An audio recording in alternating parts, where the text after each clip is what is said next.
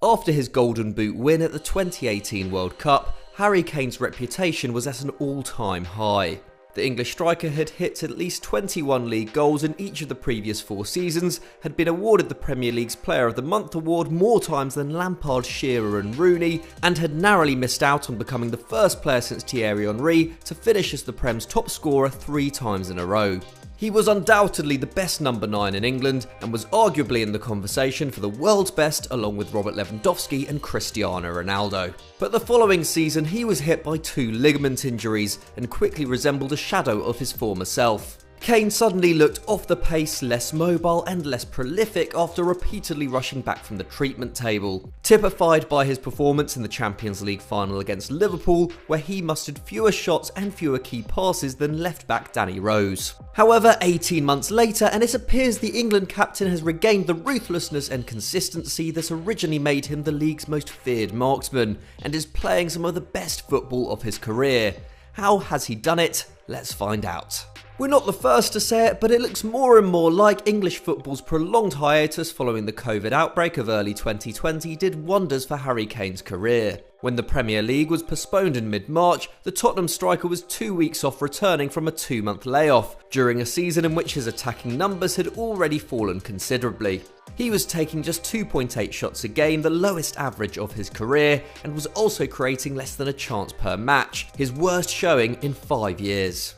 While initially not being allowed access to the club's training facilities and staff may have set his recovery back by days or even weeks, the break in the season, which lasted for over 3 months, meant that when he finally did return to the side in June, he looked fitter than he had in 2 years, having been able to train for longer in preparation for first-team football.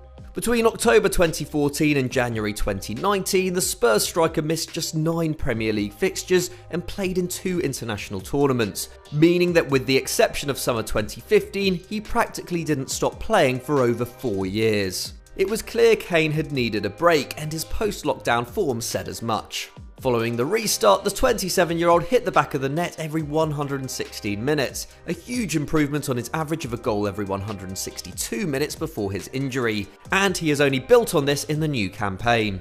Kane is now taking 4.5 shots a match, the second highest average of his career, and is currently operating at 0.67 non-penalty expected goals per 90, his best rate since his 30-goal season of 2017-18. Not only has he regained that extra yard, but he also looks sharper, able to find the best positions from which to utilise his superb finishing with greater efficiency. Of course, this isn't just down to Kane. Spurs look overall a more functional attacking outfit in the early game weeks of the 2020-21 campaign, ranking 2nd for goals, 4th for shots and 2nd for expected goals after 8 fixtures. Last season they ranked 11th for shots and scored on average 1.6 goals a game, which has shot up to 2.4 so far this term.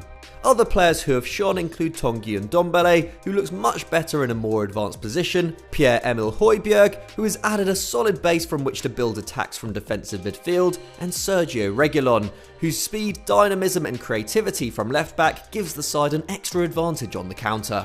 With a better team around him, Kane was always going to get better scoring chances, but he has also himself become a far more effective player in build-up. His chance creation is the highest it's ever been, and he is taking a more active role in getting the ball up the field, ranking 3rd in the squad for progressive passes.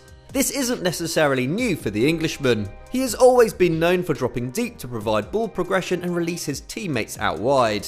But while in the past it often hindered the Spurs' attack, exposing the side's lack of technical prowess in the midfield and bringing Kane out of the areas in which he was most dangerous, it now works brilliantly in their more counter-attacking system under Jose Mourinho.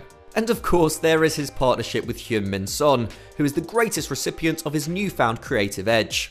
7 of Kane's 8 league assists this term have been for the Korean, and by the end of October they had combined for 29 Premier League goals, equaling the totals managed by Thierry Henry and Robert Pires, as well as David Silva and Sergio Aguero, and creeping closer to the record of 36 set by Frank Lampard and Didier Drogba. Right now, Harry Kane is a more complete attacker than at any stage in his career, currently producing at a higher rate than Robert Lewandowski did last season.